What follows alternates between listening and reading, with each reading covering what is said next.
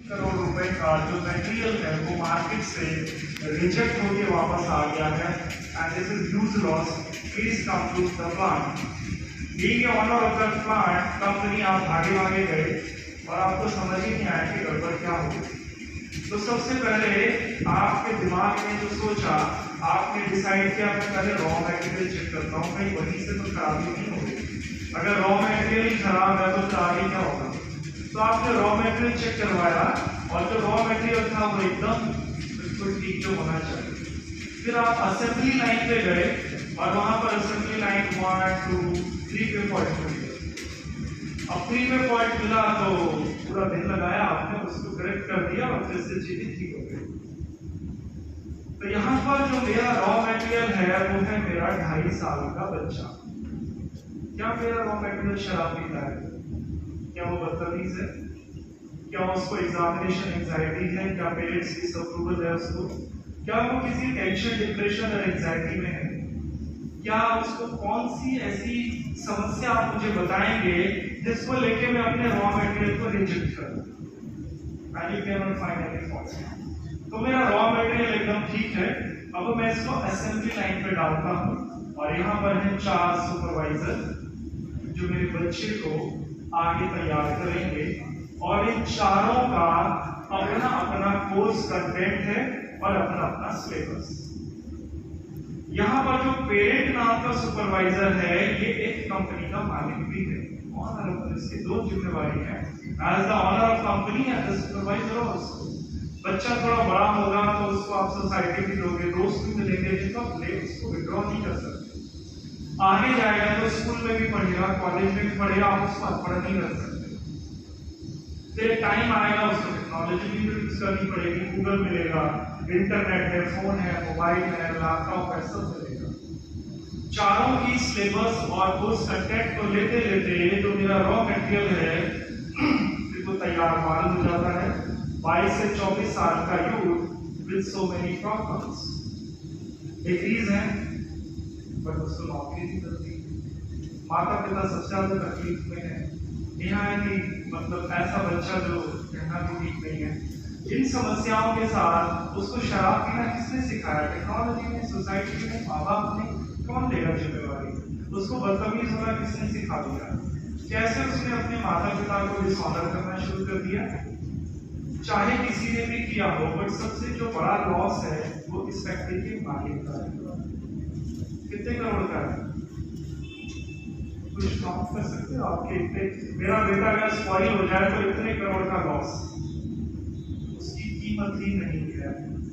वो बिल्कुल उस चीज से ही परे है कि अगर बच्चा आपका सफल नहीं होता या उस मंजिल या मुकाम को नहीं हासिल कर सकता जो आपने फैसला किया है, तो उस लॉस को आप रुपए में कन्वर्ट कर दो, ये तो ताकत नहीं। तो समझना पड़ेगा हमें बहुत सीरियसली।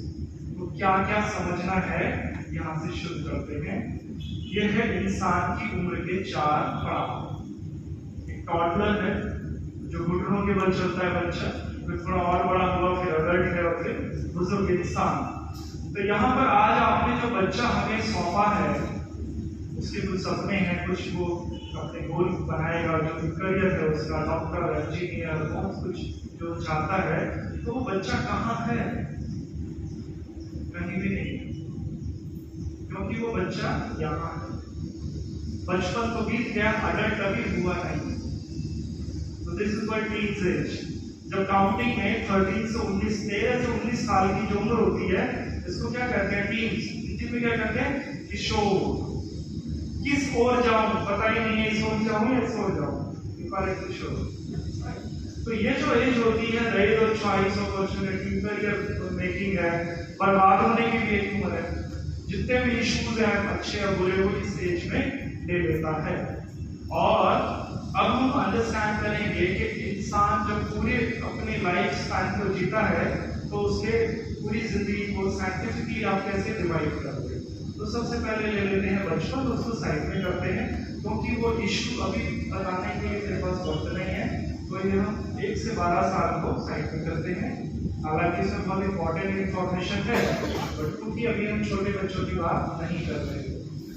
अब हम बात करते हैं करियर प्रिपरेशन एज की और करियर प्रिपरेशन एज जो 12 से 16 साल का पीरियड होता है, जिसमें एक इंसान को अपना करियर को तैयार करना होता है। और यहाँ पर 13 से 36 साल तक की उम्र के लोग इस करियर प्रिपरेशन में आते हैं। 28 भी हो सकता है, ऐसा कोई 26 लिखा हुआ नहीं है, 30 भी हो सकता है, बट फिर भी 26 तक तो साइंटिफिकली मानना पड़ेगा। इसको हम 3 भागों में बांटते हैं। तो पहला जो भाग है वो है जब बच्चा 7th स्टैंडर्ड में आ जाता है और वो 10th तक की पढ़ाई कर रहा होता है।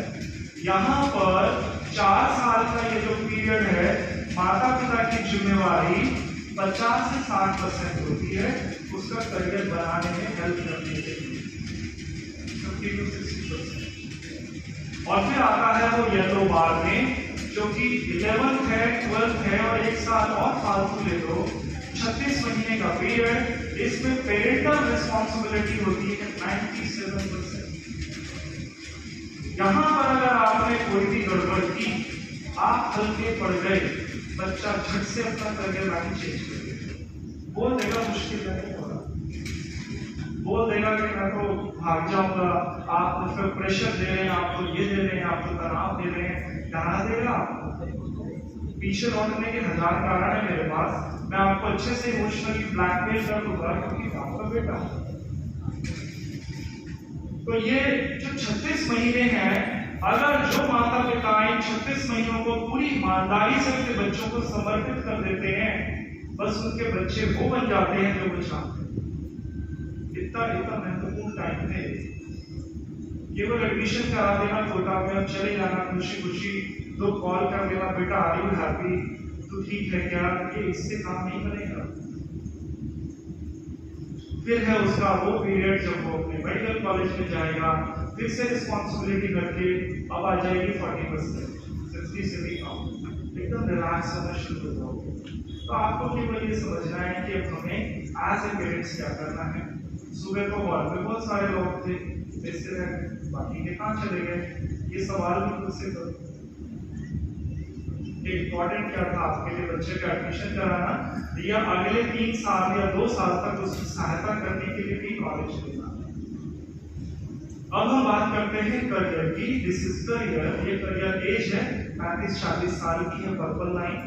इसमें आपने जो सपने देखे अपनी करियर प्रिपरेशन में, आपको धन चाहिए, दौलत चाहिए, मान सम्मान प्रतिष्ठा, आप जो बनना चाहते हैं वो सब इस पर्पल लाइन में मिलेगा अगर ग्रीन लाइन पे अच्छे से काम किया होगा तो। अगर ग्रीन पे काम नहीं किया तो पर्पल बदल जाएगी, खुश हो जाओगे, राइट। और फिर उसके बाद रिटायरमेंट एज होती है, डिफरेंट। तो हम अपने बच्चों को लेके क्या क्या समझते हैं, क्या अंडरस्टैंड करते हैं। हमारी आज के 2023 के माता पिता की एक जो सबसे बड़ा दर्द है वो ये है कि things which you do not know you can not teach. जो चीज आप जानते ही नहीं है वो आप पढ़ा भी नहीं सकते। तो जब मैं 5th स्टैंडर्ड में पढ़ता था तो मेरे पास फोन नहीं था। आज मेरा बच्चा 5th में है, उसके पास फोन है, तो मैं कंफ्यूज हूँ कि इसका करते क्या है, छीन ले लूँ या वापस दे दूँ, पूरा यूज करने दूँ या क्या करूँ। टेक्नोलॉजी के लेके इसके अलावा बहुत सारी कंफ्यूजन है, तो समझने की बात है। अब आ जाते हैं सीधा आपके टोटल पर। आपका बच्चा अगर आज कितने पेरेंट्स छोड़ के चले जाएंगे वापस, जरा हाथ में कर दो, तो ध्यान से सुनो, ये केवल उन लोगों के लिए है जो अपने बच्चों को छोड़कर चले जाएंगे। बच्चे की 3 तरह की एनर्जी है, अगर वो कोटा में डिस्टर्ब होती है तो उसका खामियाजा उसकी पढ़ाई की क्वालिटी पे आएगा। फैकल्टी इतना अच्छा पढ़ाती है, ये एक विषय है, और ये जो 3 एनर्जी डिस्टर्ब रहती है ये दूसरा विषय है, दोनों बिल्कुल अलग अलग बातें हैं। अगर 10 करोड़ के पैकेज की फिजिबिलिटी भी बच्चे को पढ़ाने आ जाए और बच्चे की ये 3 एनर्जी डिस्टर्ब हैं तो बच्चा रिस्पॉन्ड नहीं करेगा, आप समस्या को कहीं और ढूंढोगे। तो हमें अंडरस्टैंड करना है ये 3 एनर्जी। सबसे पहले बच्चे का सर्केडियन रिदम कोटा में रहकर डिस्टर्ब ना हो जाए तो ये क्या होता है, सर्केडियन रिदम होता है जो स्लीप वेक साइकिल है। इंसान की जो नींद होती है वो उसको सबसे ज्यादा महत्वपूर्ण होती है। अगर किसी व्यक्ति की नींद डिस्टर्ब हो जाए तो उसका अगला दिन खराब हो जाता है। और रोज रोज डिस्टर्ब होगी तो रोज रोज होगा। तो ये जो उम्र में, इस उम्र में जो बच्चे हैं, इनको कहा जाता है बेटा 6 से 8 घंटे की नींद लेनी है। 4 घंटे की नींद से काम नहीं चलेगा, आप बीमार पड़ सकते हो। कहीं आप ज्यादा पढ़ने के चक्कर में कम सोना शुरू कर दो। एक ब्रेन की कॉग्निटिव स्पीड होती है, वो बढ़ानी है।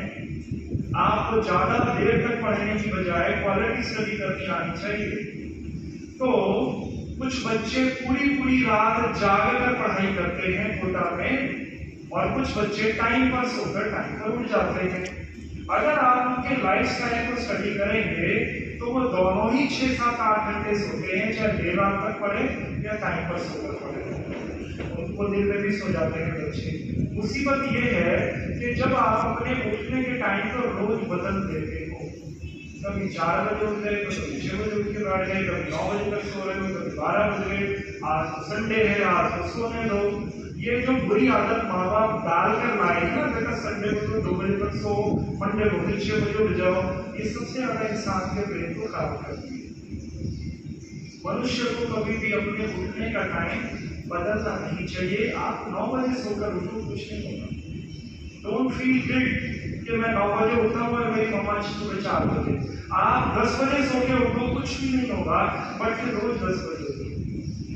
एक टाइम बना लो ना अपना उठने का। आप 2 बजे सो के उठो, मैं कह रहा हूँ एज ए डॉक्टर, बट फिर 2 बजे रोज। ये जो सर्केडियन रिदम डिस्टर्ब होता है, ये पूरा मेटाबॉलिक सिस्टम खराब कर देता है। पूरे लीवर किडनी सब चीज डिस्टर्ब हो जाती है। तो सबसे ज्यादा जो 2 हार्मोन है, मेलाटोनिन, सेरोटोनिन, इनकी डेफिशिएंसी हो जाती है।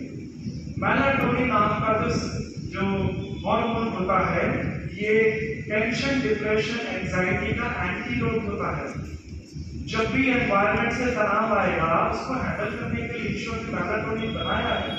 आप तुरंत उस चीज से बाहर आ जाओगे आधे घंटे से लेकर शाम तक। बट अगर मेलाटोनिन डेफिशिएंसी हो जाए तो 15-15 दिन तक भी डिप्रेशन, और फिर दवाइयां खाते रहो, तनाव से बाहर ही नहीं आ पाओगे। आप सालों साल डिप्रेशन की दवाई चलेगी।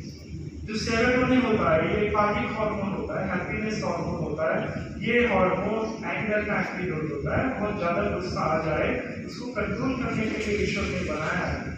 तो ये गड़बड़ करेंगे और फिर चिड़चिड़ा हो जाएगा इंसान, माँ बाप पे ही चिल्लाने लग जाएगा, बच्चा परेशान हो जाएगा, रूड हो जाएगा, और बहुत सारा उसका बिहेवियर चेंज हो जाएगा। तो जो इंसान रात को जल्दी सोकर जल्दी उठ जाता है, उसके नंबर, और जो बहुत रात तक जागकर देर तक उठता है, दोनों के नंबर में कोई फर्क नहीं पड़ता। दोनों बच्चे जीनियस होते हैं। कभी भी हमने बहुत देर की रिसर्च करके नंबर लाएंगे, पर जो बच्चे जल्दी सोकर जल्दी उठते हैं, उनके बिहेवियर में फर्क होता है। ऐसे बच्चे जो टाइम पर सोकर टाइम पर उठेंगे, इनका व्यवहार सामान्य होता है। ये तनाव को जल्दी कंट्रोल कर लेते हैं, गुस्से पे काबू कर लेते हैं, और ये स्वस्थ नंबर ही रखते हैं। दूसरा ग्रुप चिड़चिड़ा हो सकता है। अब हम बात करते हैं नींद के बाद बच्चे के भोजन की। कोटा में रहकर उसके फूड को लेकर आप क्या अंडरस्टैंड करते हैं? तो यहाँ से शुरू करते हैं। मनुष्य जो भी कुछ खाता है, वट एवर यू ईट, चाहे बिस्किट का एक टुकड़ा ही क्यों ना हो, तो जब वो पेट में जाएगा और वो डाइजेशन प्रोसेस से गुजरेगा, तो फूड का जो लास्ट पार्टिकल होता है, उसको प्यूरिन कहते हैं। प्यूरिन जब ब्रेक डाउन हो जाता है, तो फिर जो बचता है उसको कहते हैं मोनोसोडियम यूरेट मोनोहाइड्रेट। और ये कैसा वेस्ट होता है जो हमारा शरीर लगातार बाहर निकालता रहता है शरीर से, क्योंकि ये टॉक्सिन होता है, टॉक्सिन क्रिएट करेगा। तो ये जो आम भाषा में इसको यूरिक एसिड कहते हैं। यूरिक एसिड अगर हमारे शरीर में जरूरत से ज्यादा स्टोर होने लग जाए, तो सबसे पहले फोकस और कॉन्सेंट्रेशन चला जाएगा, फिर गाउट नाम की बीमारी होगी, फिर और फिजिकल इश्यूज खड़े हो जाएंगे। तो सबसे ज्यादा यूरिक एसिड मनुष्य के शरीर में तब होता है जब वो सुबह सुबह सोकर उठता है। और क्योंकि ये वाटर सॉल्युबल होता है, इसको निकालने के लिए पानी की मदद ली जाती है। तो अगर कोई मनुष्य सुबह उठते ही 7 या 3 गिलास पानी पी ले, तो यूरिक एसिड उसमें केमिकल रिएक्शन करके डिसॉल्व हो जाएगा और थ्रू यूरिक डिस्चार्ज हो जाएगा आधे पौने घंटे। बॉडी कैसी हो जाएगी? अल्कलाइन, पीएच लेवल बैलेंस हो जाएगा। इसका फर्क क्या होगा? इसका फर्क ये होगा कि अगले 5 से 7 घंटे तक वो मनुष्य हाई एनर्जी पे काम कर सकता है, अलर्टनेस बढ़ी रहेगी, फोकस और कंसंट्रेशन पीक पे रहेगा, इसका ये रिजल्ट मिलेगा। तो कितने ऐसे लोग होंगे 100 रुपये से दूर के पानी पीते ही होंगे। अब आपके बच्चे पीते हैं कि नहीं, बहुत स्ट्रिक्टली उनको ये आदत ही नहीं डाली जा सकती। मनुष्य ये कोई ऐसी चीज नहीं है कि इससे परमात्मा मिलेगा, एक ऐसी चीज है जिससे आप फोकस और कॉन्सेंट्रेट होने में मदद होती है, क्योंकि ये प्रोसेस है। जो इंसान उठते ही साथ एकदम पहले चाय पी ले या फिर कुछ भी ना करे, वो धीरे धीरे गड़बड़ करता है। आपको मैं दो सवाल करता हूँ, एक के दो आंसर है। अगर मनुष्य को ईश्वर कभी ऐसी सिचुएशन में डाल दे जो ना तो पहली ठीक है ना दूसरी, तो हमें एक से खराब है, बट भगवान ये बोले कि आपको दो में से एक तो चुननी पड़ेगी, ये ऑर्डर है, मेरा आदेश है, और मजबूरी आपकी है कि ठीक है, बट ऑप्शन ये है कि पहली या दूसरी कोई भी चुन सकते हो, कोई योर चॉइस, तो मुझे चुन के बताओ। अगर कभी जिंदगी में ऐसी सिचुएशन आ जाए तो would you like to go to jail और हॉस्पिटल? कहाँ जाना पसंद करोगे, जेल के अस्पताल? तो पहले जो लोग सोचते हैं कि अगर ऐसा हो गया तो मैं जेल चुनूंगा, पहले वो हाथ खड़ा करो। जेल वाले 50 भी नहीं है, 25 साल में। तो जिन्होंने हाथ नहीं खड़ा किया, मान लें कि वो सब अस्पताल वाले, चॉइस आपको मिल गई थी, तो हम देखते हैं जेल कौन जाएगा। जेल वो जाता है जो दूसरों के साथ कुछ क्राइम करता है, फिर पकड़ा जाता है, फिर पुलिस उसको अदालत में पेश करती है, फिर जज साहब कदम चला रहे होते हैं कि इसको 2 दिन 4 दिन 6 महीने 2 साल 10 साल के अंदर कर दो, और वापस आने की भी तारीख लिख देते हैं। बट अस्पताल कौन जाता है? अस्पताल वो लोग जाते हैं जो बहुत थोड़ा थोड़ा बूंद बूंद करके क्राइम अपने ऊपर बोझ करते हैं, और वो इतना थोड़ा करते हैं कि कोई जान ही नहीं सकता, और एक दिन तो आएगा ना उनको जाना पड़ेगा। अब जब वो इंसान अगर आईसीयू में भर्ती हो जाए गलती से, तो आप मुझे बताओ क्या उसके वापस आने की कोई तारीख है? क्या डॉक्टर साहब बोल देंगे कि 4 दिन में हम आपके मरीज को छोड़ देंगे? तो मेरे शरीर पर मैं खुद क्राइम करता हूँ, मन पे भी, दिमाग पे भी, तो क्या मैं क्रिमिनल नहीं हूँ? दूसरों पे क्राइम करना विजिबल है, खुद पे क्राइम करना इनविजिबल है। तो ये जो पानी पीने की प्रक्रिया या ना पीने की प्रक्रिया ऐसी कैटेगरी की है कि आप अपने शरीर के साथ ट्रीटमेंट क्या करते हो? अब हमें अंडरस्टैंड करना होगा कि इसके बाद क्या देखना है। This is your heart. मनुष्य का हृदय कितने पे धड़कता है? 72। सवाल एक है कि ये 150 पे क्यों नहीं धड़कता, या ये 35 पे क्यों नहीं धड़कता, और ये धड़कता क्यों है?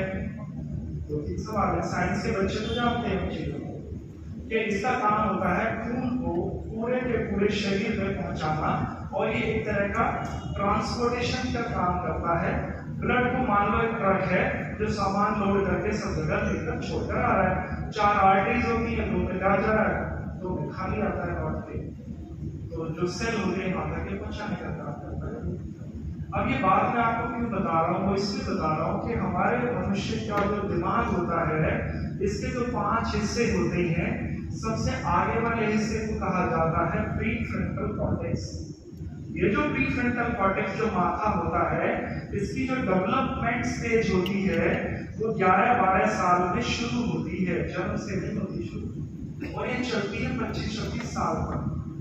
और प्रीफ्रंटल कॉर्टेक्स को कहा जाता है chief executive officer of your life. ये जिंदगी में जैसे फैक्ट्री का कोई मालिक होता है, ऐसे ही आपकी लाइफ का मालिक है।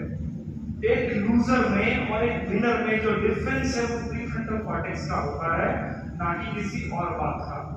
लूजर भी दिन में 10 रोटी खाएगा, विनर भी 10 खाएगा। लूजर भी 100 किलो होता है, विनर भी 100 किलो होता है। लूजर की जिंदगी में जो है वो विनर की में, और उसका पीएफ सिर्फ अलग अलग करता है। तो ये जो प्रीफ्रंटल कॉर्टेक्स है, एक्चुअली में ये 5वें नंबर का दिमाग है, पहले नंबर का नहीं है। क्योंकि जब हार्ट जब ब्लड को ऊपर लेके जाता है ग्रेविटी के खिलाफ, तो यहाँ से पीछे से चढ़ता हुआ फिर यहाँ आता है।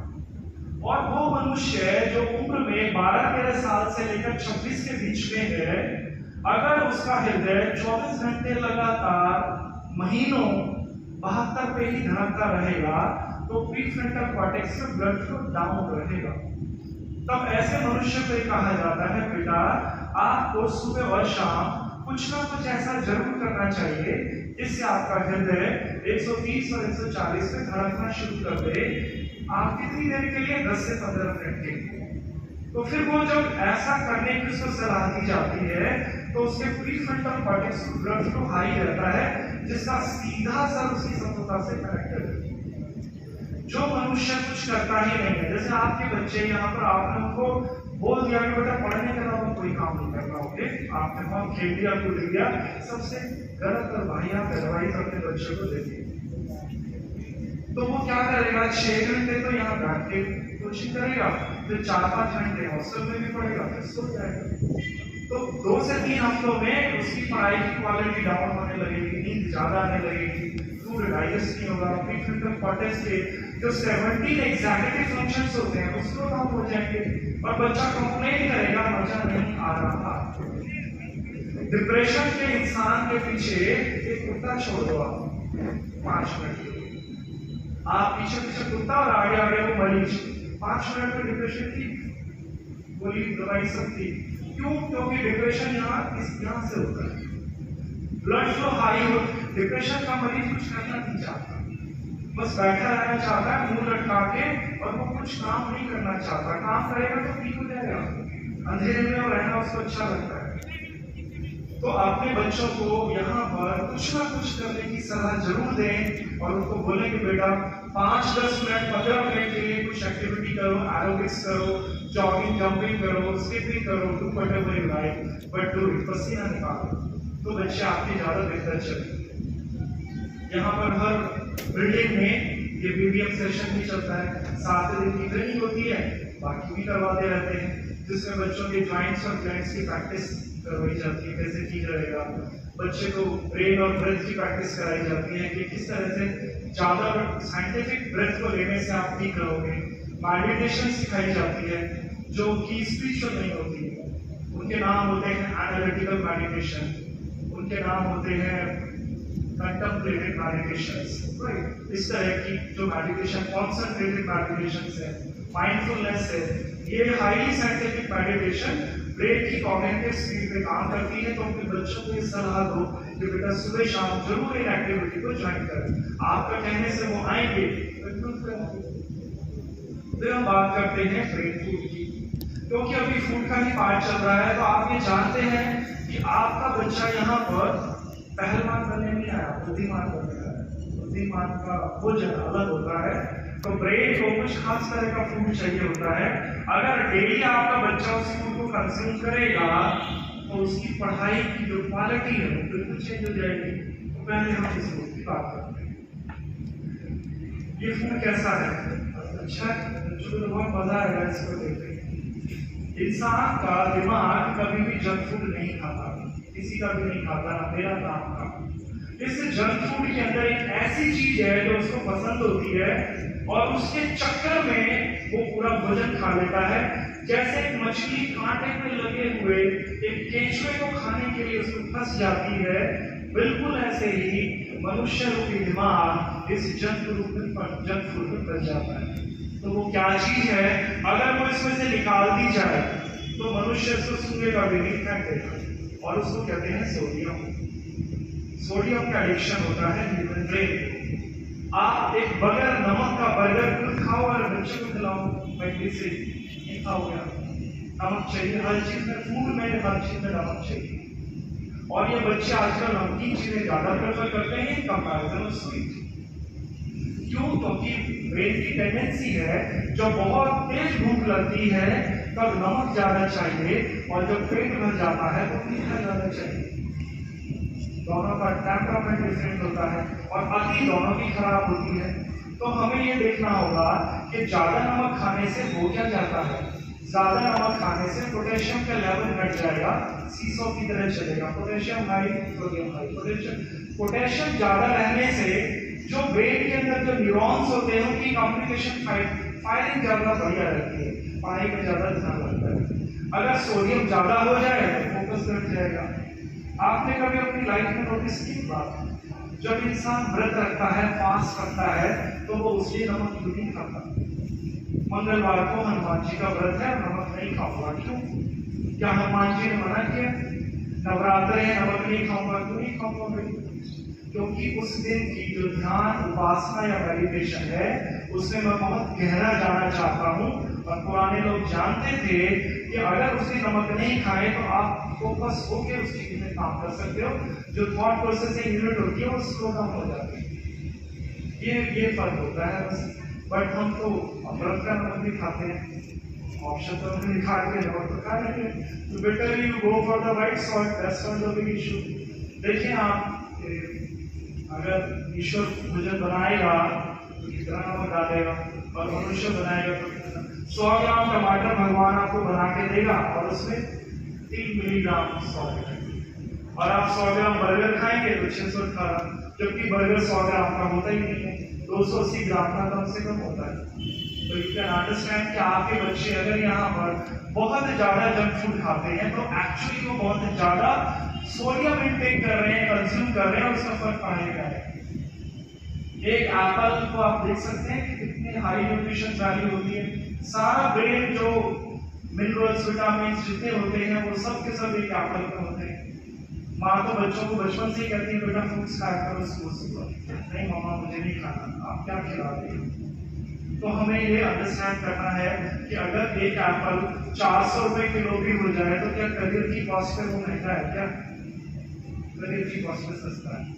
तो यहाँ पर कोटा में एक आदर्श ब्रेकफास्ट होता है यहाँ के बच्चे को पढ़ने के लिए, और कहा जाता है कि सुबह सुबह उठते ही साथ 70% फल, ड्राई फ्रूट, स्प्राउट्स और 30% भोजन जो आपको पसंद है खाकर कोचिंग जाना चाहिए। अगर आप ऐसा करने लग जाएंगे तो आपका पूरा दिन बढ़िया जाएगा, शानदार जाएगा, और आपकी क्वालिटी जो है स्टडी की वो मेंटेन रहेगी। अगर आप ऐसा करते हैं तो, और अगर आप ऐसा नहीं करते, आपकी अपना काम है आपको साइंटिफिक बच्चों को बताना। तो ये 3-4 तरह के फ्रूट्स हों और सुबह उठते ही साथ नाश्ते में खाएं। फिर हमें अंडरस्टैंड करना होगा कि जब बच्चा लंच करे, डिनर करे, तो क्या समझाना है बच्चे को। तो हमने उसको ये समझाना है कि सैलेड को पहले खा ले और बाकी का भोजन उसके बाद खाओ। चेंज कुछ करने की जरूरत नहीं, इतने से ही फर्क आ जाएगा। जो मनुष्य पहले सैलेड खा लेता है और बाद में अपना मील कंज्यूम करता है, उसके मेटाबॉलिक सिस्टम की स्पीड बढ़ी रहती है, तो दूसरे का जो भोजन बचेगा 2 घंटे में उसका बच जाएगा 45 मिनट्स। तो भोजन खाने के बाद जो नींद आती है वो घट जाएगी, ना के बराबर हो जाएगी, और आप हैप्पीनेस फील नहीं करोगे। करके देख लेना कभी। ये फूड्स नाइट्रिक ऑक्साइड पैदा करते हैं, ये बहुत ज्यादा इंपॉर्टेंट होते हैं।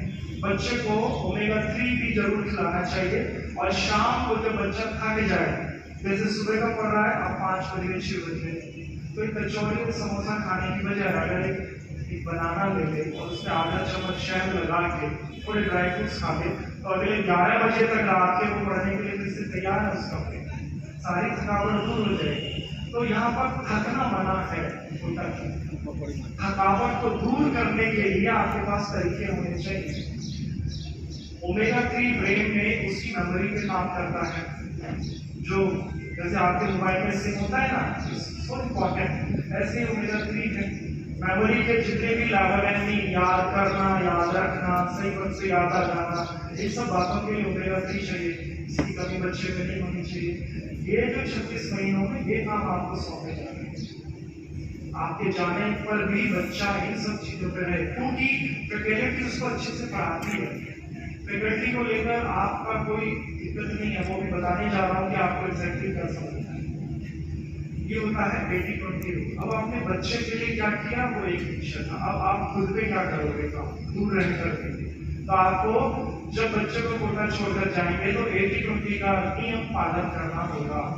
80-20 का नियम क्या कहता है उसको समझो। मेरा बेटा है, मान लेते हैं, और वो पढ़ता है, आपका बेटा, मेरा बेटा 7th स्टैंडर्ड में, नाम रख देते हैं बंटी। बंटी पढ़ता है 7th में और बंटी स्कूल जाता है। अब जब बंटी स्कूल जाता है तो वो 8 या 9 पीरियड्स अटेंड करके आता है। तो मतलब बंटी 8-9 टीचर्स को निपट के घर आता है रोज। फिर घर पे आएगा तो उसको मम्मा मिलेगी। सिर्फ कपड़े उतारा, बेटा नए पहन और खाना खा। फिर मम्मा बोलेगी अब बेटा तो पढ़ाऊंगी वन मोर टीचर, क्योंकि वो पढ़ी लिखी है, उससे बुद्धि गई है और बाई चांस उसका एक तो स्टूडेंट है, तो अपनी बुद्धि का प्रदर्शन कहाँ करेगी मम्मा उसके ऊपर।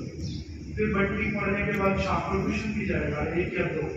फिर शाम को हेडमास्टर साहब आ जाएंगे ऑफिस से, वो भी उसकी बंटी के बारे में पढ़ाई लिखाई की बातें पूछेंगे, तेरी पढ़ाई कैसे चल रही है और दिन में तूने क्या किया। तो Bunty is surrounded by teachers since morning till night. उसकी माँ का चली गई, उसकी माँ एक्चुअली बायोलॉजिकल एक ही है और उसकी रिप्लेसमेंट हो ही नहीं सकती। इस ब्रह्मांड में ईश्वर भी उसकी माँ को रिप्लेस करके दूसरी माँ नहीं दे सकता, वो बायोलॉजिकल एक ही रहेगी, उसके पापा भी एक है।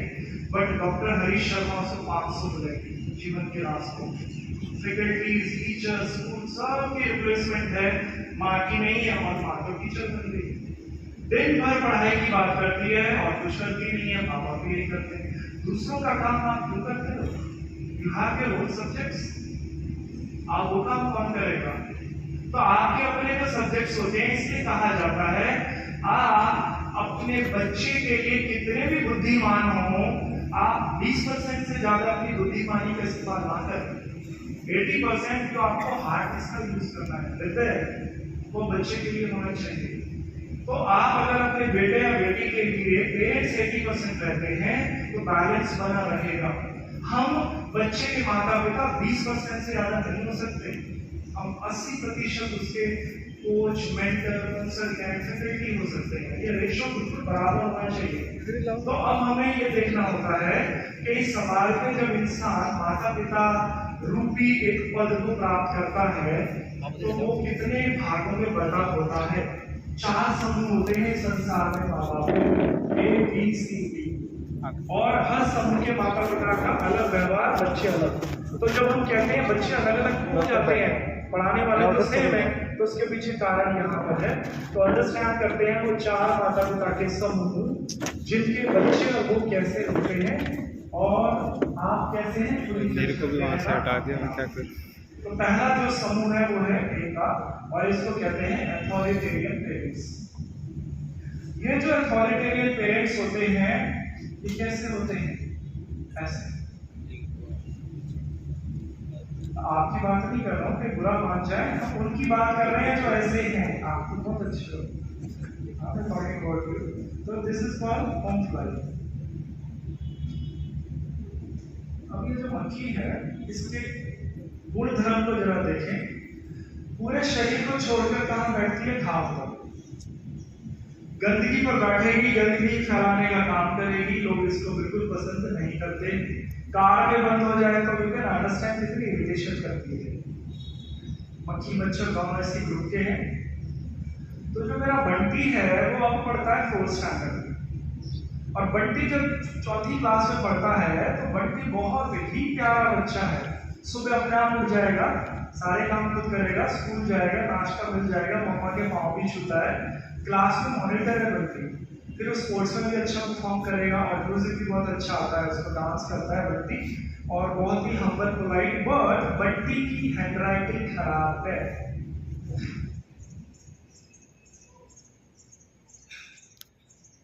हम यहाँ बैठे उनके हैंडराइटिंग के ऊपर, अब वो पीटी में जाएगी, वैसे तो सब ठीक है मैम पर इसकी हैंडराइटिंग, वैसे तो सब ठीक है पर ये, वैसे तो सब ठीक है पर ये।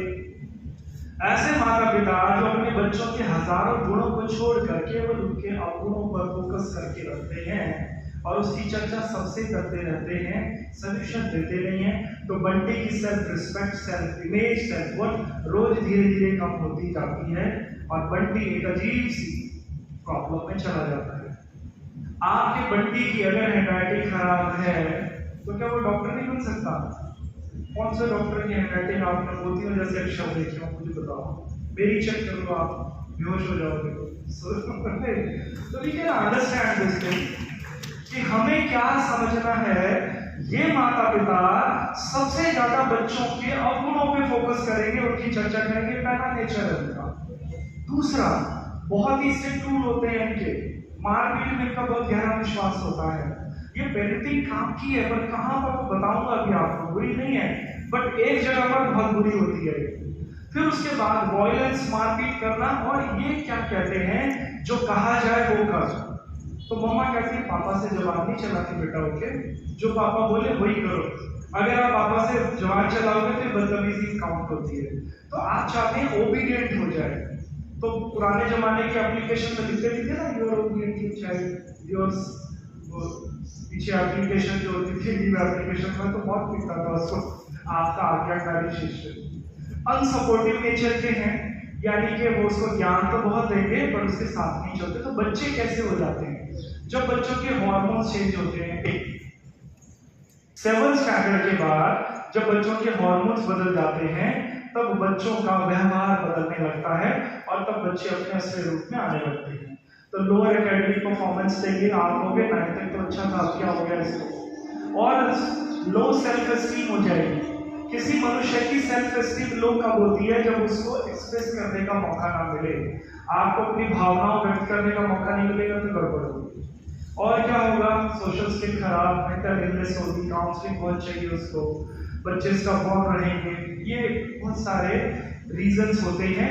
पढ़ाई को लेकर बहुत तकलीफ में रहेगा बच्चा अथॉरिटेटिव पेरेंट्स का। अब बात करते हैं दूसरी तरह की पेरेंटिंग। ये है परमिसिव पेरेंटिंग। पहली वाली अगर ए है तो ये बी है। ये माँ बाप कैसे होते हैं, बहुत ही विनम्र, soft, humble, polite. Mother Teresa के बाद इनका जन्म होता है बहुत सालों बाद। बहुत प्यारे होते हैं भाई ये लोग, मतलब शहद की तरह एकदम मीठे। और इनके बच्चों को लेकर ये कभी बर्दाश्त नहीं करते कि कोई इनके बच्चों को डांटे, खुद भी नहीं डांटते। इन्होंने अपने बच्चे को लास्ट टाइम कब डांटा था इनको खुद भी नहीं पता। तो स्वीट है नेचर, सॉफ्ट है, लव और केयरिंग के साथ परवरिश करते हैं और अपने बच्चों की इच्छा बस चुटकी बजाते ही पूरी कर देंगे। बच्चे ने इच्छा पूरी की और माँ बाप ने पूरी की, चाहे इनको कुछ भी करना पड़ जाए, उसकी विश अनफुलफिल्ड नहीं रह सकती। पेट काट कर भी इसको पढ़ाएंगे, सब काम करेंगे। रूल कुछ है नहीं जिंदगी में, बच्चा कंफ्यूज है और बहुत ही ज्यादा धैर्यवान माता पिता होते हैं। तो बच्चे कैसे हो जाते हैं, इम्पल्सिव बिहेवियर। इम्पल्सिव बिहेवियर का मतलब क्या होता है, जिंदगी में आपका ठेका नहीं ले रखा कि जब तक आप जियोगे आपकी सारी इच्छाएं पूरी होंगी। ईश्वर ने आपसे कोई वायदा नहीं किया कि आपका आसमान हमेशा खिला रहेगा, आसमान में बादल नहीं गरजेंगे, बारिश नहीं होगी, तूफान नहीं आएगा, ऐसे लाइफ सब कुछ होगा। तो जब ऐसे बच्चे बड़े हो जाते हैं और उनकी इच्छाएं पूरी नहीं होती तो इम्पल्सिव हो जाते हैं, विद्रोही स्वभाव के हो जाते हैं। तुरंत उनको सारी बातें उस वक्त भी चाहिए। ईगोसेंट्रिक होते हैं क्योंकि इनके साथ कभी भी किसी ने बदतमीजी परिवार में नहीं की, रिस्पेक्टफुली ट्रीट किया है, तो सड़क पर अगर कुछ हो जाए तो इनसे बर्दाश्त नहीं होता, सिचुएशन हैंडल नहीं होती, बहुत ज्यादा तनाव में आ जाते हैं ऐसे लोग। और क्या होता है, इनकी सोशल स्किल खराब रहती है। ये सबसे उम्मीद करते हैं कि अच्छा हमारे साथ करो, वो होगा नहीं हमेशा लाइफ में। सबसे बड़ी प्रॉब्लम ये है कि जब परमिसिव पेरेंट्स की हम बात करें तो इनके जब बच्चे बड़े होते हैं और उनकी शादियां होती हैं तो साइंस ये कहती है, रिसर्च ये कहती है 68% तक तलाक की नौबत आ जाती है इन माता पिता के बच्चों के साथ, क्योंकि इनको हैंडलिंग नहीं आती। इनको मीठा मीठा ही मिला होता है जिंदगी में, कभी उन्होंने कड़वा टच ही नहीं किया लाइफ। तो मीठे की भी अति खराब होती है और कड़वा ही कड़वा मिलेगा तो भी गड़बड़। तो प्रॉब्लमेटिक रिलेशनशिप रहेगी, हाई डेलिकेसीज रहेगी और मामला गड़बड़ है। फिर है तीसरे तरह के नेग्लेक्टफुल पेरेंट्स।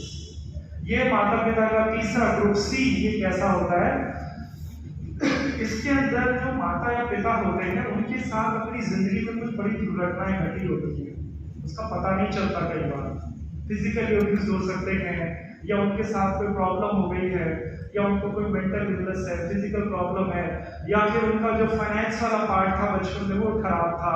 कोई ना कोई रीजन जरूर मिलता है उनके अंदर। और कभी कभी ऐसा भी होता है तो दोनों वर्किंग होते हैं, वर्किंग होंगे तो समय भी नहीं मिलेगा, थक जाएंगे। शाम को थके हुए माता पिता कैसे ध्यान देंगे बच्चों का, तो फिर बच्चों को धीरे धीरे गड़बड़ होने लगती है। तो कोल्ड और अनसपोर्टिव नेचर हो जाता है माँ बाप का, रूल्स होते नहीं है। और ये बच्चों को क्या कहते रहते हैं, बेटा आप सब कुछ कर लोगे, आप कर लोगे ना, कोटा जाओ, ये लो चेक, ये लो पेमेंट और एडमिशन खुद करा लो, आपको कॉन्फिडेंट बच्चे को दूसरों के साथ भेज दिया जाएगा, माँ बाप आएंगे ही नहीं।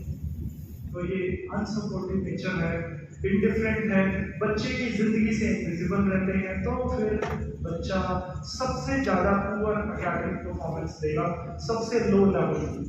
अगर किसी एडिक्शन में फंस भी गया तो माँ बाप को सबसे एंड में जाके पता चलेगा, जब वो घटना घट चुकी होगी उसके बाद। फिर वो कहेंगे मेरा तुम्हें ऐसे कैसे ट्रस्ट हो रहा, बट वो पेरेंटिंग का फॉल्ट है, इंपल्सिव नेचर है, किसी न किसी एडिक्शन की शिकार, और या फिर बहुत ही जिद्दी। ये है तीसरी तरह। अब बात करते हैं चौथी पेरेंटिंग। चौथी पेरेंटिंग कुछ है नहीं, पहली दोनों पेरेंटिंग का एक मिलान मिश्रण है, परंतु ये नहीं पता होता कि कितना अनुपात मिलाना है किस उम्र के बच्चे के साथ। बस यही साइंस है। जैसे क्या एक कहानी थी ना, शिप खराब हो गया था, तो वो शिप जब बहुत सारे लोग बुलाए, ठीक ही नहीं हुआ, तो एक मैकेनिक बुलाया, तो उसने एक हथौड़ा लेकर एक पाइप पे मारा, अब वो ठीक हो गया। तो बिल दिया 1 लाख का, तो उससे मालिक ने कहा $1 लाख का बिल आर इन सेंस।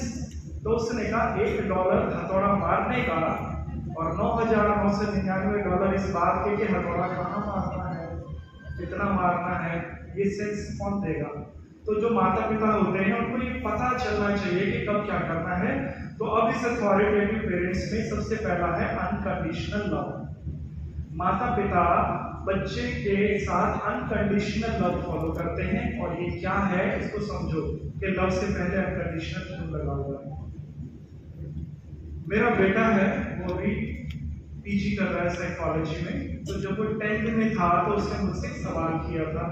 उसने मेरे से पूछा था कि डैड, मैं आपसे एक सवाल करूंगा और उसको पापा की तरह जवाब देना, डॉक्टर की तरह नहीं। तो ओके बेटा।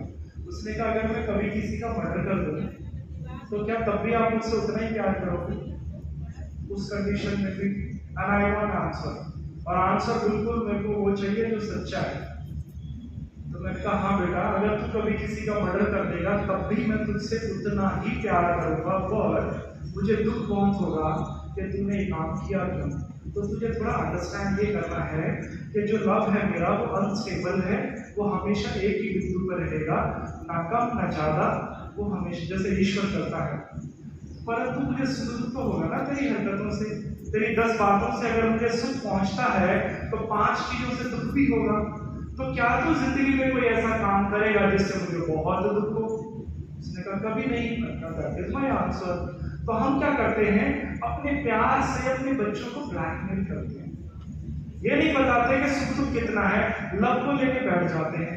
आप किसी से बोलना बंद कर दो, आपका प्यार कम हो जाता है। राइट? थप्पड़ मारने के बाद हक भी तो करना पड़ता है, सॉरी भी फील करनी पड़ती है। तो लव क्या होता है, उसको जब भी आप विड्रॉ करोगे, सामने वाला इंसान जिससे आप मोहब्बत करते हो वो घायल हो जाता है, उसका दिल मर जाता है अंदर से, वो कभी नहीं करना चाहिए। तो ये जो पेरेंटिंग है इसमें ये चीज स्टेबल रहती है। दूसरी क्या होगा, इंडिविजुअल ट्रीटमेंट। तो माँ बाप कैसे होते हैं, माली जैसे। माली के पास कैंची भी होती है, पता है आपको, पर काटने के लिए। उसको पता होता है माली को कि किस पौधे में कितनी पत्तियां काटनी है, कितनी ग्रोथ देनी है। उसको ये मालूम है कि इस पौधे को पानी दिन में 2 बार देना है, इसको हफ्ते में 1 बार। तो अगर आपके 1 से ज्यादा 2 बच्चे हैं, 3 बच्चे हैं, फिर आप मिट्टी जैसे हो जाते हो। मिट्टी जैसे होने का मतलब क्या होता है, जैसे एक क्यारी में एक जन गाजर उगा दो और उसके बिल्कुल पास करेगा, तो आपको क्या लगता है कि करेले का असर गाजर पे होगा क्या? नहीं, गाजर में गाजर लगेगी, करेले में करेला। तो 2 विपरीत स्वभाव के बच्चों को भी पालने के लिए माँ बाप मिट्टी जैसे हो जाते हैं, बॉम्ब होते हैं, रिस्पॉन्सिव होंगे। इनकी एक्सपेक्टेशन अपने बच्चों से बहुत हाई होती है। अगर डॉक्टर बनाने के लिए डिसाइड कर लिया बच्चे और माँ बाप ने, तो फिर वो बच्चा डॉक्टर ही बन के निकलेगा। रास्ते में तकलीफ होगी, उसका सोल्यूशन निकाला जाएगा, बट सपने से विड्रॉ नहीं कर सकते। सपोर्टिंग होते हैं, उसकी इंडिपेंडेंस वैल्यू करेंगे, बहुत सारे रूल्स एकदम क्लियर होते हैं, बच्चा कंफ्यूज नहीं होता। तो फिर बच्चे की परफॉर्मेंस बहुत अच्छी रहेगी, प्रॉब्लम नहीं रहेगी। अगर कुछ आएगी भी तो उसका समाधान निकाल लिया जाएगा, बट उसको वापस लेकर नहीं जा सकते। एक आदमी है, उसका नाम है रिक हॉयल, RICK रिक। रिक रहता है हॉलैंड में, बिल्कुल ट्रू स्टोरी है। अब रिक हॉलैंड में रहता है, तो उसकी शादी हुई और उसके बेटा हुआ। तो जब बेटा पैदा हो रहा था डिलीवरी के टाइम, तो उसकी जो अम्बिलिकल कॉर्ड थी नाल, तो वो बच्चे की गर्दन में गांठ लग गई थी, जिससे उसकी ऑक्सीजन सप्लाई ब्रेक हो गई।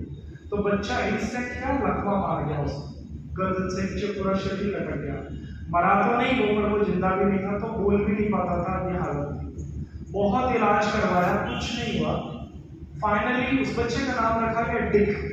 तो डिक को एक चेयर ला के दी गई जो बहुत साइंटिफिक थी, बहुत सारे सेंसर लगे हुए थे उसमें, जो बच्चे की सारी फीलिंग्स को, आंख झपकाने से लेकर हर चीज को लेकर टेक्स्ट में कन्वर्ट कर देती थी कि बच्चा ये क्या सोच रहा है।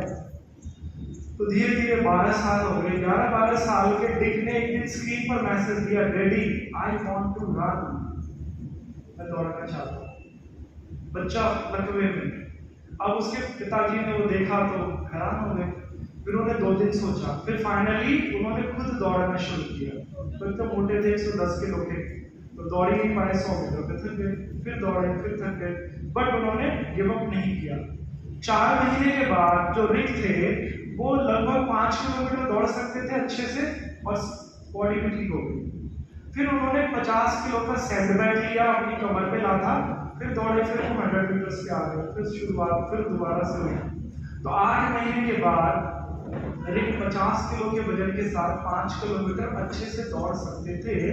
अब उन्होंने अपने बच्चे को अपनी पीठ पे लिया। इंस्टेंट उसकी इच्छा पूरी नहीं कर पाई। 8 महीने पहले का daddy I want to run, और अगले दिन ही शुरू नहीं। अब उन्होंने उसको 5 किलोमीटर का चक्कर लगवाया, और उसके बाद जब बच्चे को कुर्सी पे बिठाया तो बच्चे की आंखों में लिटरली आंसू थे, और स्क्रीन पर मैसेज था, daddy thank you very much. फिर उन्होंने उसको रोज ही सैर कराते थे। फिर मैराथन में पार्टिसिपेट किया बच्चे को लेके, फिर डुएथलन में किया जिसमें साइकिल भी चलानी है, तो टोकरी पे बिठा देते थे उसको, पूरा सैर कराते थे हॉलैंड का। फिर ट्रायथलन में पार्टिसिपेट किया जिसमें दौड़ना है, साइकिल चलानी है और फिर स्विमिंग भी करनी है। तो उसको नाव पर लेटा दिया, रस्सी से खींचा उसको, तो समुद्र की सैर भी करा दी। 2016 में जर्नलिस्ट ने, पूरा जो मीडिया का ग्रुप था, उन्होंने उस बच्चे का इंटरव्यू किया, और उन्होंने उससे पूछा कि बेटा do you want to say anything for your dad, तुम अपने पापा के लिए कुछ कहना चाहते हो हमें? तो अगर कुछ कहना चाहते हो तो प्लीज बताओ कि what you have the feelings towards your dad. तो बच्चे ने क्या मैसेज दिया, आप सीधा ही सुनो और अंडरस्टैंड करो कि अथॉरिटेटिव पेरेंट्स कैसे होते हैं, कैसा होता है वो पिता जो अनकंडीशनल लव को फॉलो करता है। Have a look.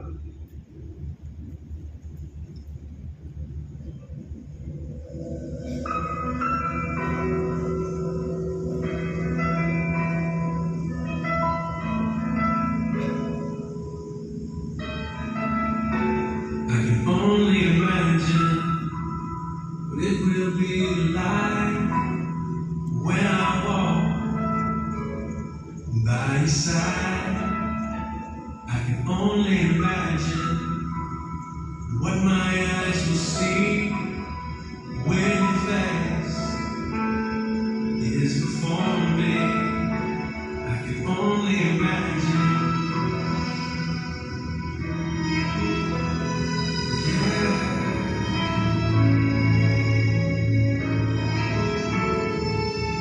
Surrounded by your glory, what will my heart feel? Will I dance for you, Jesus?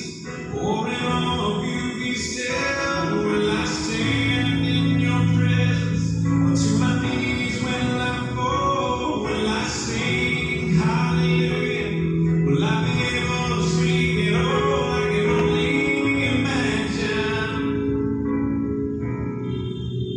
I can only imagine. I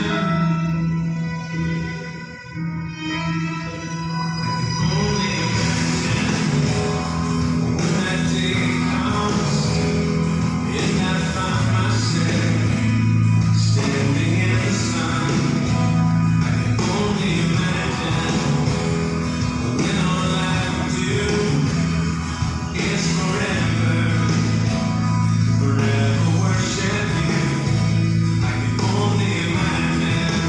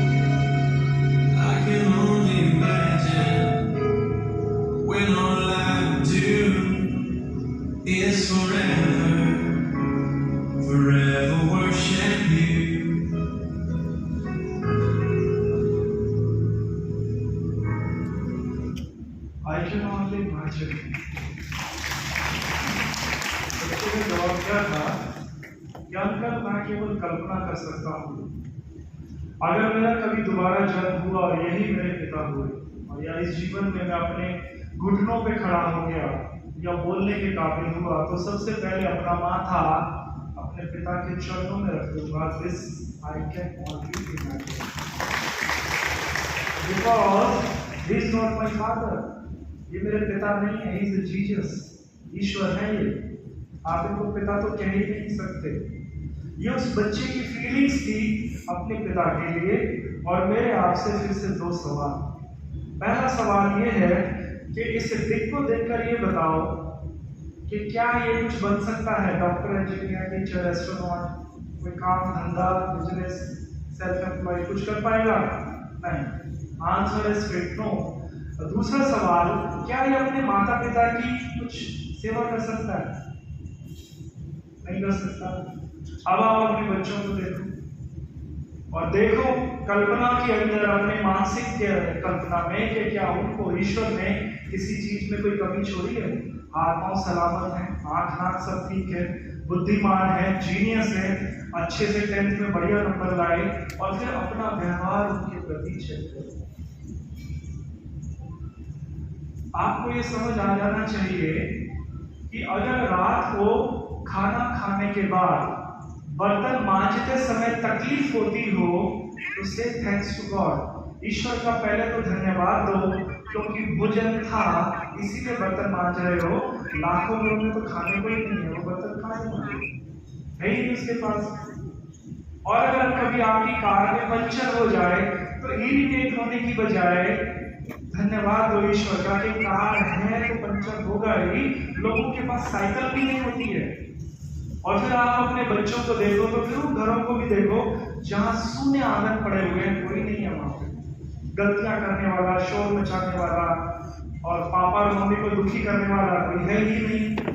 तो फिर अपने आप को देखो, you are so blessed people.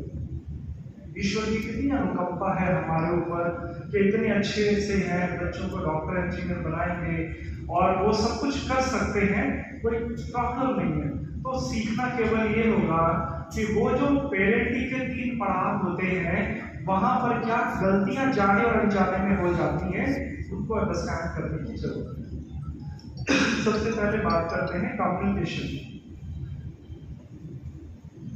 Communication से पहले चलिए इसको बता देता हूँ। ये है वो पढ़ाई का साइंटिफिक मॉडल जो 10th स्टैंडर्ड के बाद जरूरी होता है। आपका बच्चा जो पहले स्कूल में पढ़ाई करता था वो नॉलेज बेस्ड पढ़ाई थी, अब ये पढ़ाई बिल्कुल अलग है। तो 2 घंटे कुर्सी पर बैठकर पढ़ने का स्टैमिना बच्चे में होना ही चाहिए और कोई कॉम्प्रोमाइज नहीं। 2 आवर्स और उसको सीखना पड़ेगा। तो आज अगर 25 मिनट का स्टैमिना है तो धीरे धीरे डेवलप करे और 2 आवर्स पे ले आए। 2 घंटे पढ़ने के बाद फिर 10 मिनट तक कोई पढ़ाई नहीं, कुछ नहीं। ज्यादातर माँ बाप या बच्चे क्या गलती करते हैं, पापा थक गया हूँ, अब मोबाइल लेकर बैठा हूँ रिलैक्स होने के लिए, 1 मोर मेंटल एक्टिविटी, ब्रेन और थक जाएगा। तो मेंटल एक्टिविटी और फिजिकल एक्टिविटी में फर्क होता है। दिस इज मेंटल एनर्जी, इसके नीचे फिजिकल एनर्जी है। तो अपोजिट चलती रहती है, पहले मेंटल फिजिकल। तो जब आप 10 मिनट तक का ब्रेक लेते हो, इसमें कोई मेंटल एक्टिविटी नहीं करते, तो जो क्रिटिकल फिल्टर है इंफॉर्मेशन का ब्रेन में वो सेटल होगा, इंफॉर्मेशन सेटल होगी, तो क्रिटिकल फिल्टर क्रैश होगा। फिर पढ़े, फिर उसके बाद फिजिकल, ऐसे करते करते अपने घर में या हॉस्टल में 3 लाख कर सकता है। और 6 घंटे की पढ़ाई तो कोचिंग में करता ही है। पहली बात, जब बच्चे के अच्छे नंबर आएंगे तो आप हमेशा उसको अपना एक्सेप्टेंस, अप्रूवल और एप्रिसिएशन तो दोगे, पर जब बच्चे के नंबर कम हो जाए, ऑल ऑफ सडन घट जाए, तब आप उसके कारण को जानने की कोशिश करोगे, ना कि बच्चे के साथ डांट कर पड़ोगे। उससे कुछ हासिल नहीं होगा। फाइंड आउट द रीजन कि कहाँ पे गड़बड़ है, और वो फोन से नहीं होगा, आना पड़ेगा। कई बार आपको बहुत बार टिकट करानी पड़ेगी कोटा की। ये जो 26 महीने का आपका दर्द है ना, ये आपके रियल पेरेंटिंग होगी इस बार, और इसी में ही आप फेल और पास हैं, क्योंकि बच्चे के साथ आपका भी फेलियर अटैच है या सक्सेस अटैच है। तो बच्चे का जो केंद्र है उसमें आप रहते हो, और केंद्र में जो रहेगा उसको वक्त देना पड़ेगा। क्योंकि टाइम की डेफिनेशन लव होती है। जिस चीज से हम प्यार नहीं करते उसको वक्त नहीं देते, और जिससे प्यार करेंगे उसको समय देंगे अपना। तो आपको देखना आपका समय कहाँ जा रहा है। बच्चे स्मार्ट हैं आप, तो अगर 11th के बच्चे के केंद्र में आप नहीं है तो उस केंद्र में किसी और को बिठा देगा, दोस्तों को, फिर आप रिटर्न को पाओगे। तो इससे पहले कि वो रिप्लेसमेंट करेगी मस्ट बी देयर। और जो माता पिता अपने बच्चों को समय नहीं देते, वो समय ना दे पाने की जो गिल्ट होती है उसका कंपनसेशन किससे करते हैं? ब्रांडेड गिफ्ट के साथ। बेटा तेरे पापा के पास टाइम नहीं था, वो बहुत बिजी थे, पर तेरे लिए उन्होंने रिबॉक के शूज भिजवाए, वो ये से 2 दिन बाद मिल जाएंगे बेटा, ये व्हाट्सएप में वो चैट कर रहा है, तेरे लिए ये भिजवाया वो भिजवाया। बच्चे को क्या दिखा रहे हो? सामान में खुशियां ढूंढ बेटा, सामान के अंदर, सामान में नहीं। मम्मी पापा तो ऐसे ही है, तो वो वही करेगा फिर। ये अब उस चीज को आपने परिवर्तन लाना चाहिए। ये है वो 3 तरह के पड़ाव जहां पर आपको 3 तरह की पेरेंटिंग करनी होती है। अभी सिखा तो नहीं सकता, इंडिकेशन दे देता हूँ। बच्चे के जन्म से लेकर और जब तक बच्चा फर्स्ट स्टैंडर्ड में नहीं आ जाता, माँ के अलावा उसकी पेरेंटिंग कोई नहीं कर सकता। जब बच्चा पहली क्लास में आ जाता है तो पहली क्लास से लेकर 3rd और 4th तक की जो पेरेंटिंग होती है उसमें मम्मी पापा दोनों एथिकल टीचर होते हैं। 12 प्रकार की सॉफ्ट स्किल्स बच्चे को सिखानी पड़ती हैं, और यहाँ पर आप उसकी मॉरल वैल्यूज पे पूरा काम करते हो। इसके बाद मनुष्य किसी उम्र में मॉरल वैल्यूज नहीं सीखता। यही उम्र होती है मॉरल वैल्यूज सीखने की, झूठ की, सच की, बेईमानी की, ईमानदारी की।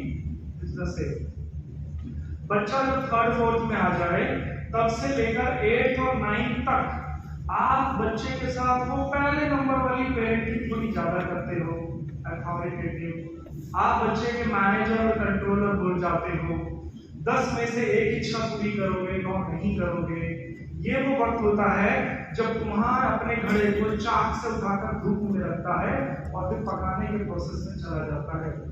इस उम्र में जो बच्चा होता है वो रिबेलियस नहीं होता, उसको किसी भी तरह की शेप में ढाला जा सकता है और पेरेंटिंग में सख्ती बरती जाती है।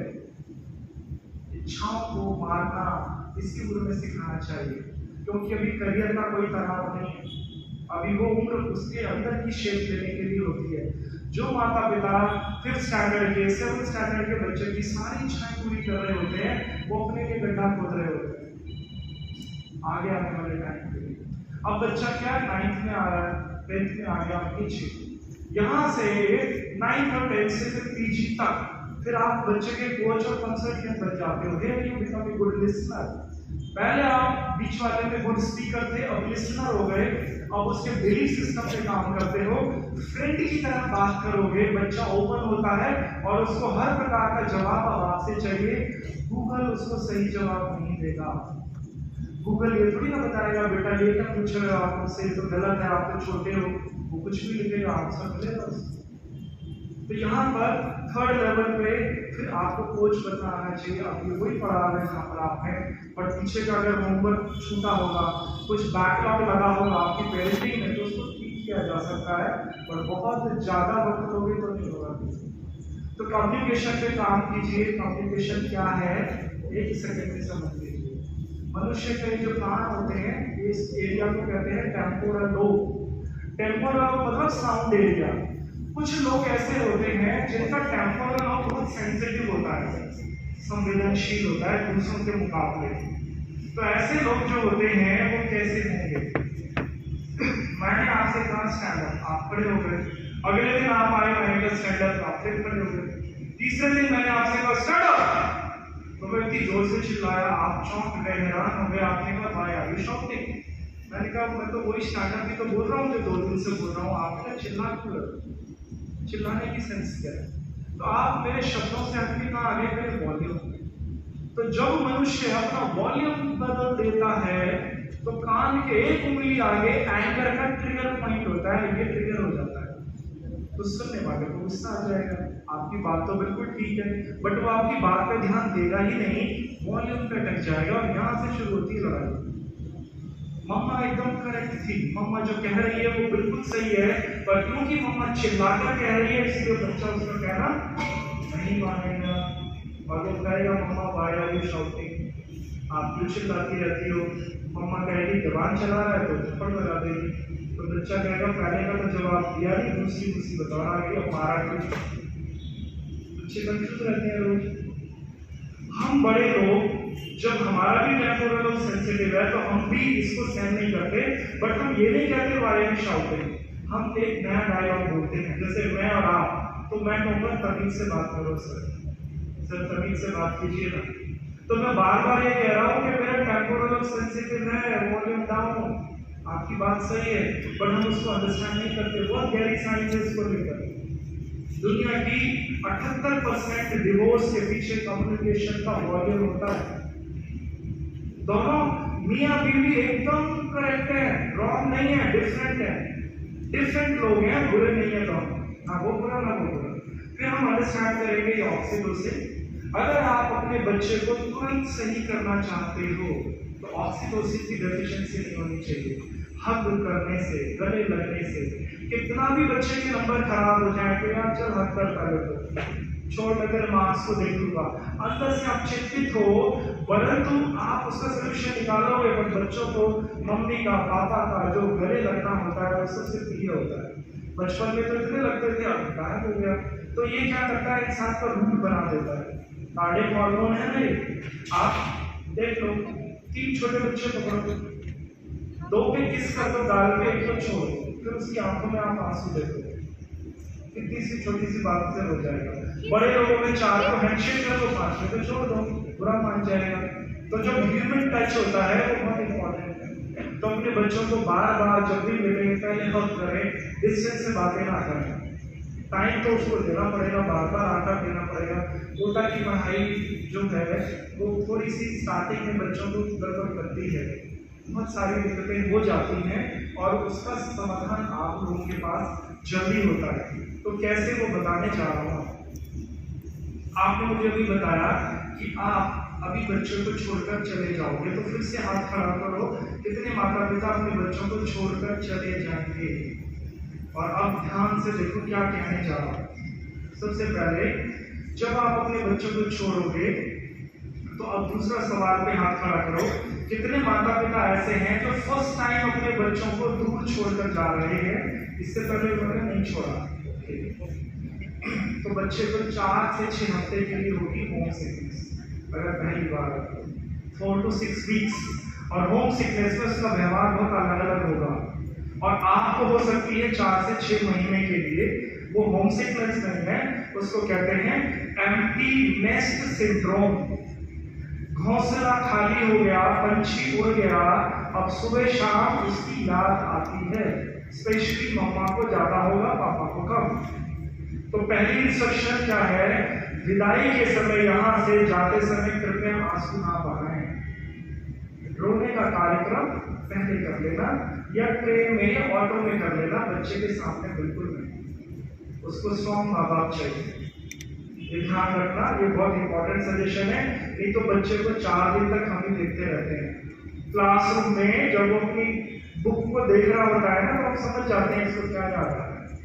और फोन पर बात करते समय आपकी आवाज भरवानी नहीं चाहिए, बच्चे को फील ना हो जाए कि मम्मा रो रही है, वो डिस्टर्ब हो जाएगा। यहाँ पे आपको स्ट्रॉन्ग बनना पड़ेगा, उसके बाद धीरे धीरे नॉर्मल होगा। इंसान है, रोबोट नहीं है, वो बच्चा है 16-17 साल का, इतना भी बड़ा नहीं है जितना आप एक्सपेक्ट कर रहे हैं। तो ये बात ध्यान रखना।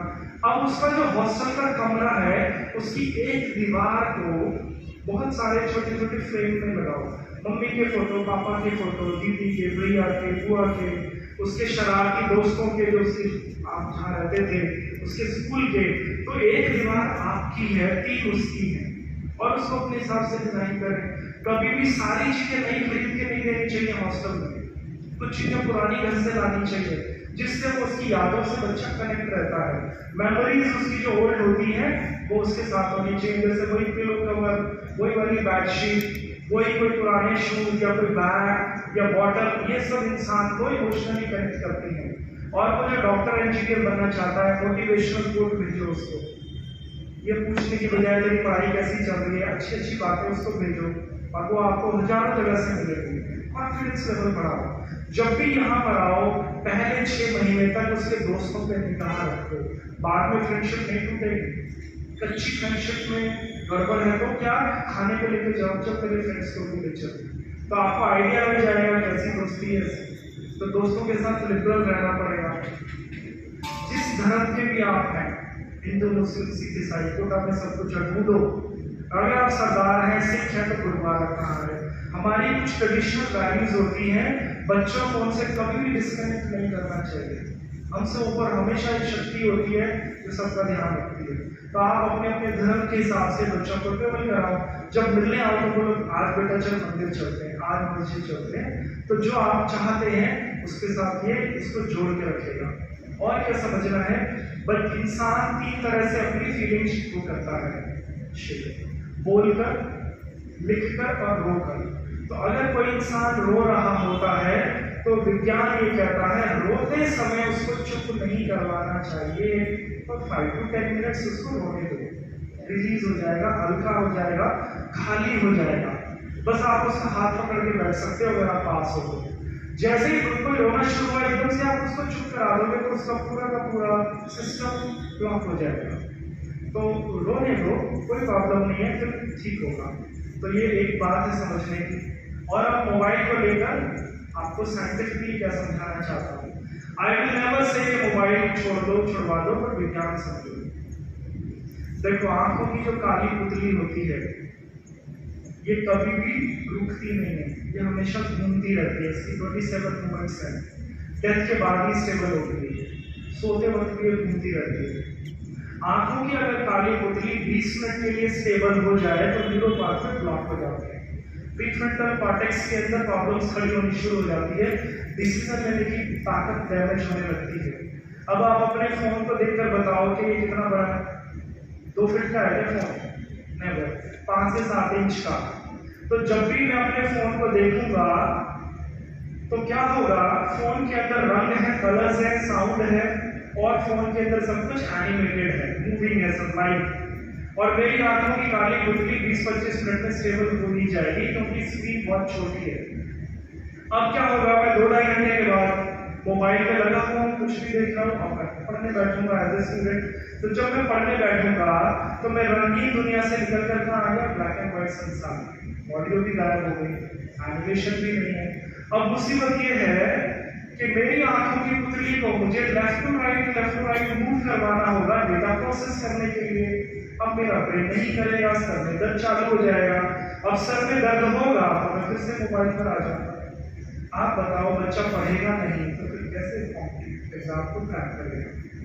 इसलिए हम कहते हैं छोटी स्क्रीन पे पढ़ाई नहीं करनी चाहिए। लैपटॉप दे दो उसको, बड़ी स्क्रीन दे दो, टीवी की तरह बड़े बड़े होते हैं, उस पर बैठ के पढ़ाई करवाओ, फोन पे नहीं। और काउंसलर से बच्चे को कब मिलना है? अगर आपका बच्चा झूठ बोलना शुरू कर रहा है आपसे तो काउंसलर से मिले। झूठ कब बोलता है इंसान? जब कोई फैक्ट छिपाता है या लड़ाई से बचना चाहता हो। अगर आपका बच्चा का व्यवहार अचानक बदल गया है, आप इमीडिएट एक्सपर्ट से मिलें कि पहले ठीक था, एकदम चेंज हो गया और वो नोटिसेबल है।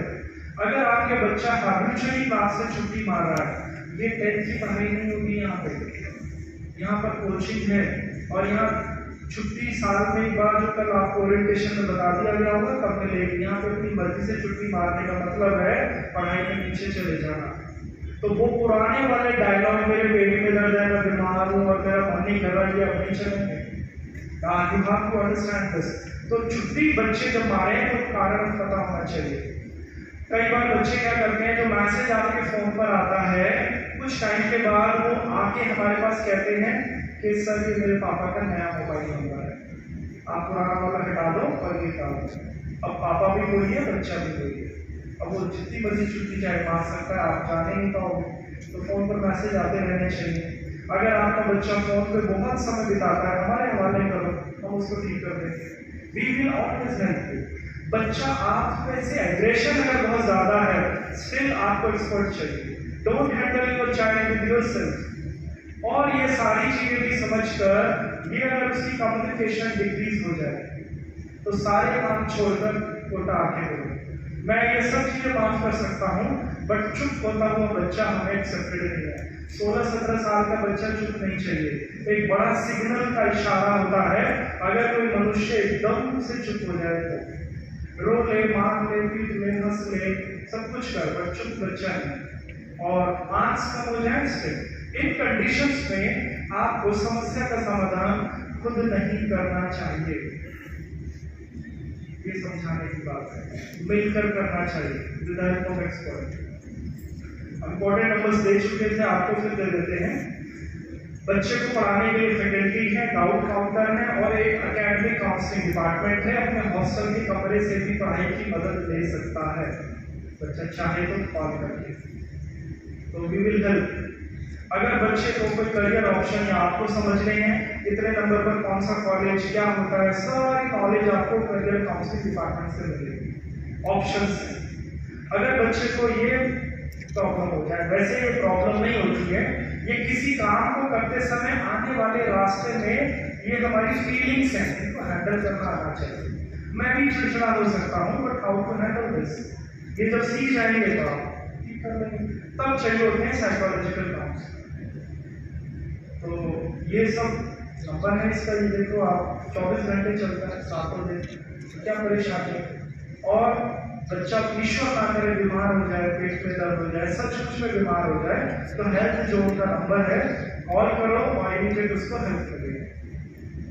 पढ़ाई को छोड़कर सारी समस्याओं का समाधान ASWS करता है। ये दूसरे माता पिता की तरह होते हैं, सेकंड गार्जियन होते हैं ये बच्चे। इसमें मेल ऑफिसर, फीमेल ऑफिसर दोनों होते हैं। तो हॉस्टल का इश्यू है, फूड को लेकर है, कोई एडमिनिस्ट्रेशन की बात है या कुछ और चाहिए, ASWS को कॉल करने से प्रॉब्लम सॉल्व हो जाएगी। बच्चे की कोटा के अंदर पूरी सिक्योरिटी की जिम्मेवारी ASWS की होती है, चाहे सड़क पर हो या हॉल में हो या कहीं पर भी। इस नंबर पे कॉल करने से आपको मदद मिलेगी। राइट, तो आज के लिए इतना ही काफी है। मैंने आपको बताने का बेसिक प्रयास किया और इसका मूल जो 10 सेकंड में वो ये है कि बच्चे की नींद पर, उसके भोजन पर ध्यान दीजिए, उसके पढ़ाई करने के स्टैमिना पर ध्यान दीजिए, बच्चे के साथ मिसबिहेव मत कीजिए, फ्रेंड की तरह ट्रीट कीजिए, कोई भी गड़बड़ हो एक्सपर्ट की सहायता से हेल्प लीजिए और बच्चे को बहुत प्यार कीजिए, परंतु होश में भी रहिए। नंबर कम आते हैं, उसका कारण होता है और वो ठीक किया जा सकता है। ये समरी है, इसको फॉलो कीजिए। Thank you very much.